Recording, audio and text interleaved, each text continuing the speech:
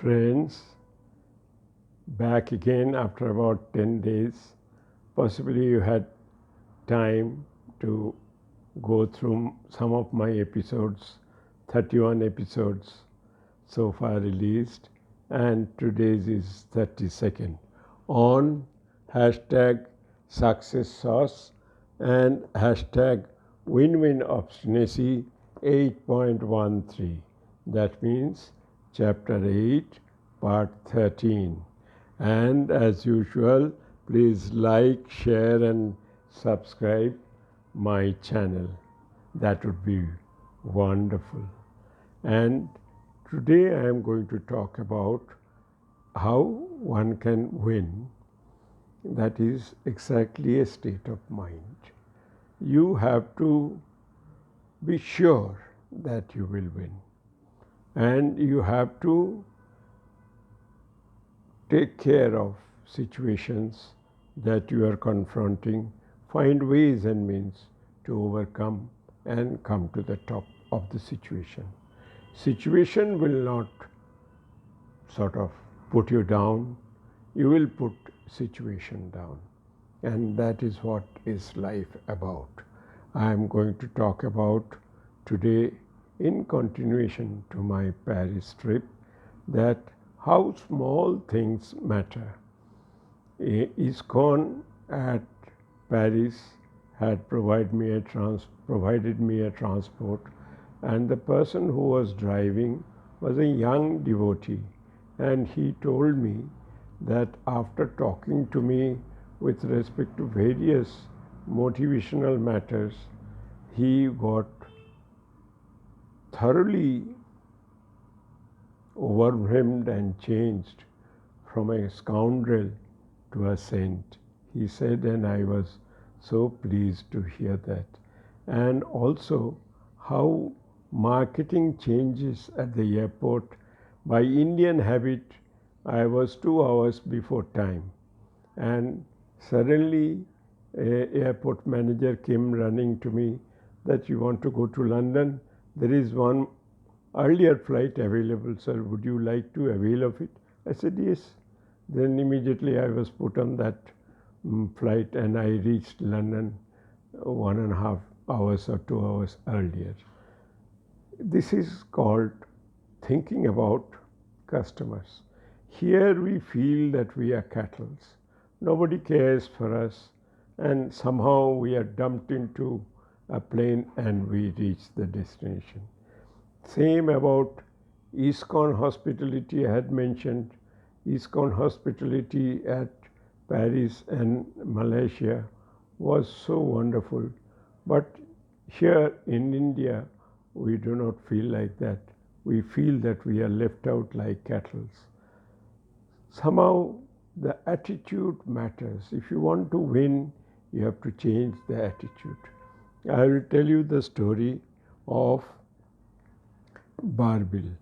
That is, when I was traveling from Calcutta to Rourkela, there is a forest area named Barbil, and the car broke down just by the side of the rivulet, a small bridge there, and the car broke down. I had sent my wife and small child to Rourkela by a truck. The truck driver offered that please send your family. You have to take care of the car. You may have to stay. So I stayed, and they had gone. And it was getting dusk. And suddenly I found in the area below, near the river, it appeared that 3 white tigers are going to drink water. I was so alarmed that death is knocking at the door. What do I do? I had thought of going into the car and locking it. Unfortunately, the driver had taken the key away. and the car is locked. I thought of going underneath the car. I then found out that also will be useless. The tiger will pick me up, pick me out of the car. Then I thought that let me face it. I looked at those tigers very carefully, and lo and behold, I found they were three white cows on whom the shadow of leafless branches had fallen, and it appeared to be the stripes of the tiger. Thereafter, at the evening time, one truck driver told me that please come along, otherwise wild buffaloes, wild animals will come and may scratch you and scratch you to death. So please come along. I went there to a tent at Barbil town. There one Saddaji received me, and he said the whole town knows that your car is in problem.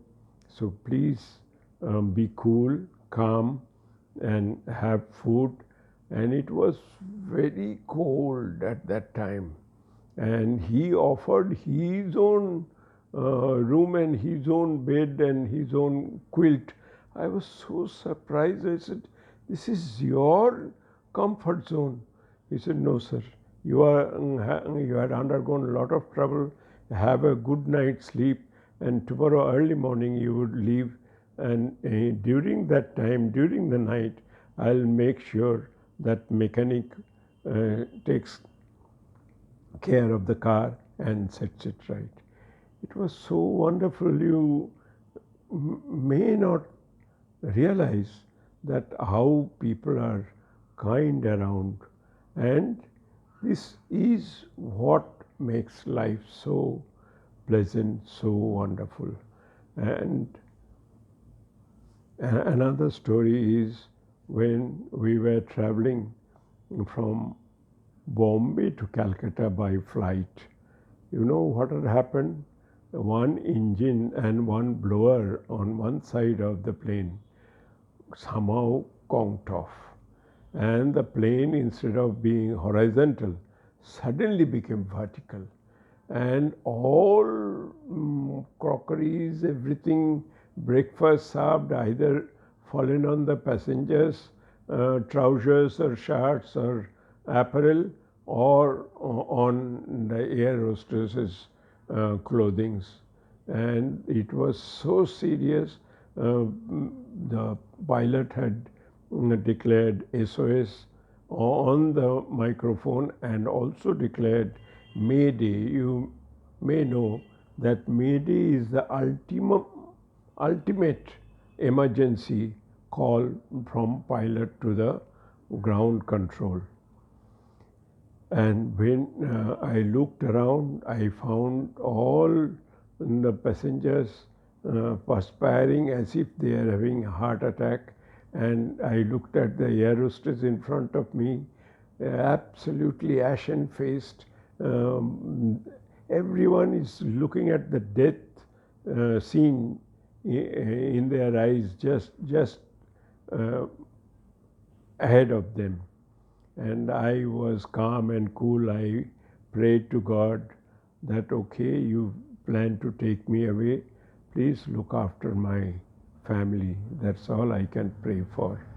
And somehow the aged, experienced pilot made the landing at Calcutta very smooth. And when we were coming out of the door, we found that 40 fire engines and 40 ambulances were lined up on each side of the plane, and for 1 hour there was no landing, no takeoff, only to take care of the plane, because anything could have happened. The whole plane could have got engulfed in flames and all that. A colleague of mine who was traveling along told me that, "Sir, I have heard many people saying that they are not afraid of death. And I saw you, really, you are not afraid of death. Everyone was perspiring, everyone was feeling that pain like heart attack, and you were cool and calm and composed. So, friends, this is what is life. You have to take it as it comes, and all the time you have is to compose yourself, to calm yourself. Simultaneously, keep your brain racing like mad to overcome the situation. And I tell you a situation when we were returning from Paris to Calcutta. Somehow Swissair was providing drinks on the house, and as much you want to have. And a co-passenger of mine had no food, only drinks. And when it landed at Calcutta, it was a sight. All his hairs have gone straight up like a brush, and somehow he was uh, taken out of the plane. So here, what we have to learn is that greed for drinking, greed for money, greed for power, you have to overcome, you have to control. Then only success comes. And you do not know when the success comes to you. It will come all of a sudden without your knowledge, and you will be only pleased that you have arrived there. And simultaneously, while you are traveling, while you are alone, you do not feel the solitude. You have enough thing to think about, and moreover, always try to find TareZaminPar. You will find many people listening to your talks, listening to your motivational talks ardently, and encourage them to come up in life, and you will be satisfied and happy if ever you meet them after 10 years or 15 years or so. Even if you don't meet them, you will feel that yes, somebody must have succeeded. Thank you very much.